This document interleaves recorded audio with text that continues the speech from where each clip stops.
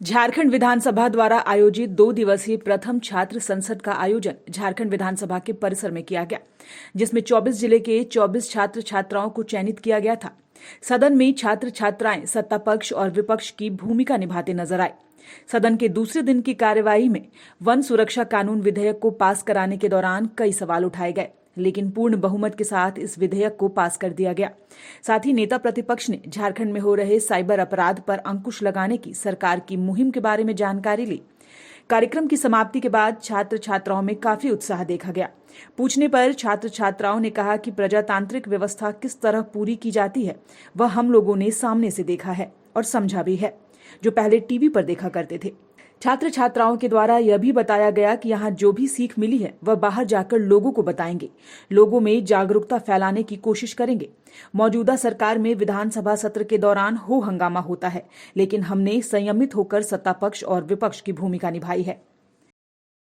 मेरा ये मानना है कि कोई भी रोल कठिन नहीं होता है। जो मुझे दायित्व मिलती है, जो मुझे जिम्मेवारी मिलती है, उसका अगर हम भली भांति निर्वहन करते हैं, जैसे कि मैं एक विपक्षी के तौर पे आज संसद के सामने आई थी, तो हमारे सामने जैसे विधेयक बिल पारित हुआ, तो जहाँ जहाँ मुझे उसमें त्रुटियां नजर आई, जिस पर मुझे लगा कि संशोधन करना चाहिए, वहाँ मैंने खुलकर अपने मुद्दे को रखे हैं।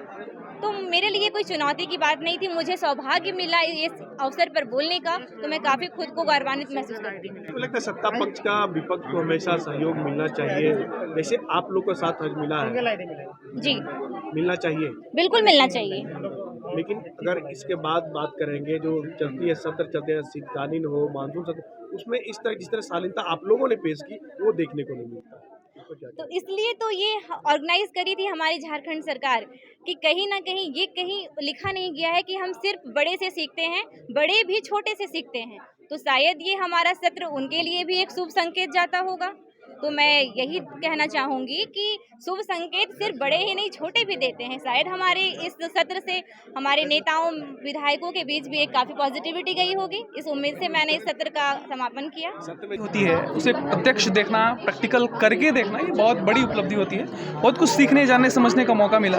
खासकर कैसी प्रक्रिया पूरी होती है, कैसे लोग अपनी आवाज़ रखते हैं, कैसी जनता की आवाज़ सदन में मुखरित होती है, वो तमाम चीज़ें हमें सीखने जानने को मिला। सवाल यह है कि जैसे अभी आप लोग ने यहाँ पे प्रतिनिधित्व किया, जब विधायक लोग यहाँ पे बैठते हैं, जब सत्र चलती है, उसमें क्या डिफरेंट लगा, क्या अंतर लगा आपकी शालीनता और उनकी शालीनता में?